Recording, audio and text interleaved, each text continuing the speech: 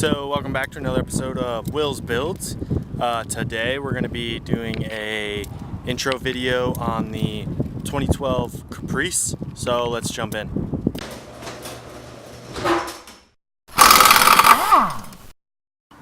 So the 2012 Caprice was never really anything special in the States.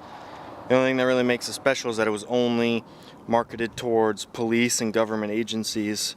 So finding them in the civilian sector is few and far between. It was just another option that gave agencies another choice when choosing between the Charger and the Ford Police Interceptor. Like the Chargers and old Police Interceptors, they gave this a nice big V8, 6-liter V8, taken from the Pontiac G8.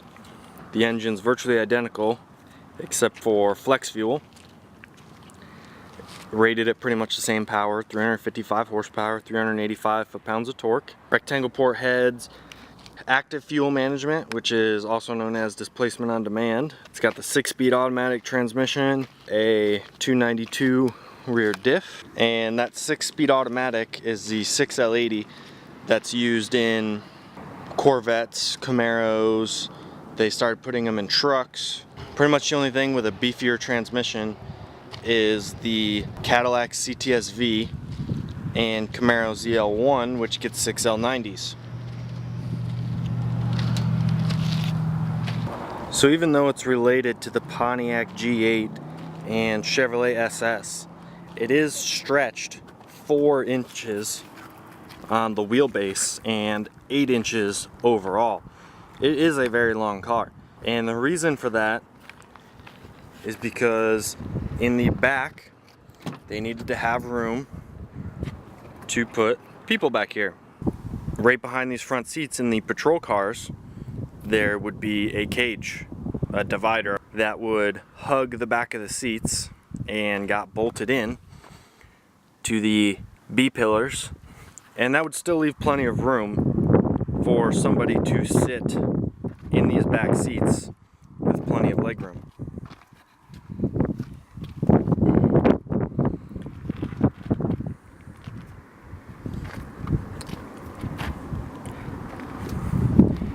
Now, when they had that rear divider in here, they also didn't have these rear seats.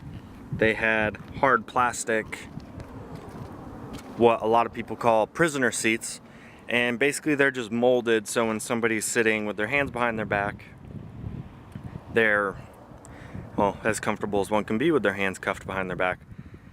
But it's so they can sit all the way back into the seat and buckle up and stuff like that. So potential plans with this car. It is my daily driver, so I'm not going to do anything crazy. I'm not going to cam it yet. I want to keep the displacement on demand, active fuel management. It gets decent gas mileage. I'm able to get about 20 average between freeway and city. It's fun enough to justify the 20 miles per gallon. I wasn't getting much more in my Subaru, maybe like 24, but it had a smaller tank, so the psychological aspect of it was that I was filling the tank up more. So I guess this has a 19-gallon tank, so if I'm not filling it up as much, it evens out, at least in my head. That's what I'm telling myself. So, but plans for the engine, one of the things I want to do is I want to get rid of this box, this big, ugly, sound dampening intake that most, if not all, new cars have. I just want to get an elbow that goes right there, and I've been looking at the stock intake for the Camaro Z28 from 2014 and 15, and it's just a nice elbow with a big open filter element, but I'm not going to worry about all that. All I want is the elbow, and I think it might fit. I still have to order one and check it out. So that's pretty much what I'm going to do in the engine bay. Maybe like a K&N filter or something like that. Nothing crazy yet. On the exhaust, I'm going to do an X-pipe, and I need to fix the mufflers because where they were bolted to the mid pipes, one bolt on each muffler had broken and it was starting to leak pretty bad. Kind of just blew out the gaskets and stuff like that. So I actually removed the mufflers, and right now it doesn't sound half bad. I like how it sounds when you get on it. It's kind of got that, it's got that nice V8 without, it's not too raspy, it's not too droney until it goes into 4-cylinder mode. In 4-cylinder mode, it's a little droney, but it's not terrible. So I'm gonna do an X pipe to get rid of the pre-muffler, keeping resonators, keeping all the cats, and then I'm gonna replace those mufflers with maybe some Chevy SS mufflers if I can find them, maybe some GXP mufflers, G8 GXP mufflers if I can find those. Maybe just some like cherry bombs, I don't know, whatever. I'm not gonna spend a ton of money on this exhaust because it won't take much for it to sound good. Other plans that are more, I'd say, probably not performance related in the traditional aspect is wheels. This has 18-inch steelies on it. They weigh 32 pounds a piece. That's almost 130 pounds just in wheels. And then tires, I don't even know how much tires. They're Pursuit rated tires. I'm not sure if that means they're thicker rubber, less prone to puncturing, stuff like that, but I'm sure they're not light either. So if I can find something that has that steely look and maybe get like the center painted silver so it still has this nice cop car-esque look to it, maybe I'll do that.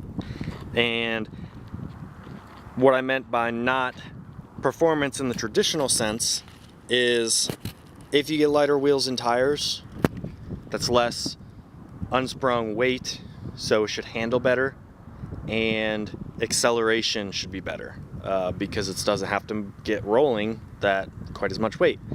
On a car this heavy, 4,000 pounds, probably not gonna make that much of a difference, but we'll see.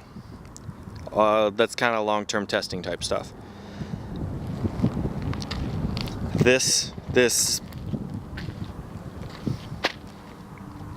bash bar on the front, or bull bar, I call it a bull bar, will be staying for a while. I like how it looks. I think it makes the car look mean and aggressive. And without it, it makes the car look very plain without the bull bar and the spotlight right there on the A-pillar. So I'm gonna keep those for now. I just like how aggressive it makes the car look. Kind of ties together everything about the car, like between the wheels and the spotlight, the little antenna on top, and the bull bar. The only other plans I've really thought about for this car is some suspension mods.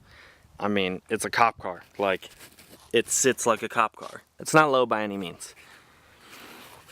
It handles decent for how big and heavy the car is and how high it sits, but we have a cruise with the car group coming up in, I want to say, 6 weeks.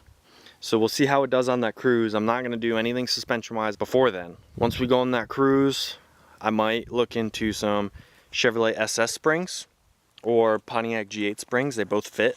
Do some research on those. If those don't look like they're going to be what we want, then we're going to look at Eibach.